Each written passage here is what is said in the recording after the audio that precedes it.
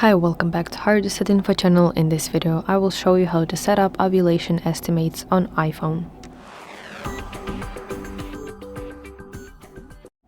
First of all, on your iPhone, you want to open Health application. Now let's go to Browse tab at the bottom side of the screen to select Cycle Tracking section.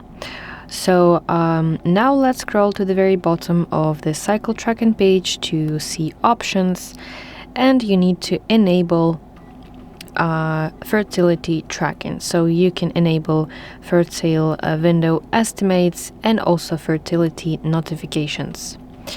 So after you enable it, you will receive notifications from your health application about upcoming fertile window.